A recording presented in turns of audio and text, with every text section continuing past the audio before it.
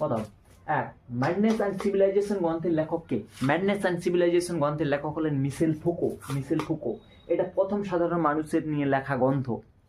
তারপর দ্বিতীয়, ডাস ক্যাপিটাল গ্রন্থের লেখক কে? ডাস ক্যাপিটাল গ্রন্থের লেখক হলেন কার্ল মার্কস, মনে রাখবেন। আচ্ছা, তিন, ইন্ডিয়া টুডে গ্রন্থের লেখক কে? ইন্ডিয়া টুডে গ্রন্থের লেখক হলেন রজনীকান্ত দত্ত। কবে লিখেছিলেন? 1440 খ্রিস্টাব্দে লিখেছিলেন। তারপর আসছে টোটাল হিস্ট্রি, সূচনা কবে হচ্ছে? টোটাল হিস্ট্রি থেকে সূচনা হচ্ছে 1960 থেকে 1970। হিস্ট্রি ফ্রম বিলো বা নিম্নস্থলা থেকে ইতিহাসের রচনা কবে শুরু হয়েছিল? 1960 থেকে 1970-এর দশকে। তারপর ফিউডাল সোসাইটি গ্রন্থের লেখক কে? না, ফিউডাল সোসাইটি গ্রন্থের লেখক হলেন কার্ল মার্কস, মনে রাখবে, কার্ল মার্কস ফিউডাল সোসাইটি গ্রন্থের লেখক। তারপর প্রাচীন গ্রিক নগরীতে প্রথম অলিম্পিক গেমস অনুষ্ঠিত হয়েছিল কবে? প্রাচীন গ্রিক নগরীতে প্রথম অলিম্পিক গেমের সূচনা হয়েছিল 776 খ্রিস্টপূর্বাব্দে। ইংল্যান্ডে প্রথম ক্রিকেট খেলার সূচনা হয় 1709 খ্রিস্টাব্দে, মনে রাখবে। ইংল্যান্ডে প্রথম ক্রিকেট খেলার সূচনা হয় 1709 খ্রিস্টাব্দে।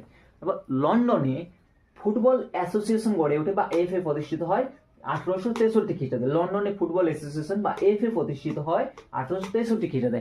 তারপর আসছে ইংল্যান্ডে প্রথম মহিলা ক্রিকেট ক্লাব প্রতিষ্ঠিত হয় 1887 খ্রিস্টাব্দে। ইংল্যান্ডে প্রথম মহিলা ক্রিকেট ক্লাব প্রতিষ্ঠিত হয় 1887 খ্রিস্টাব্দে, মনে রাখবে। আধুনিক অলিম্পিকের সূচনা হয় কবে? 1896 খ্রিস্টাব্দে। আধুনিক যে অলিম্পিক খেলাটা হচ্ছে সেটা সূচনা কবে হয়? না, ওইটার সূচনা হচ্ছে 1896 খ্রিস্টাব্দে।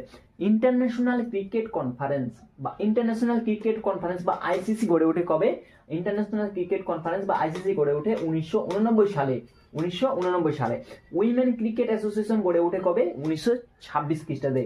উইমেন ক্রিকেট অ্যাসোসিয়েশন গড়ে ওঠে 1926। তো এইটুকুই থাকছে, পরের ক্লাসে দেখা হবে আরো প্রশ্ন।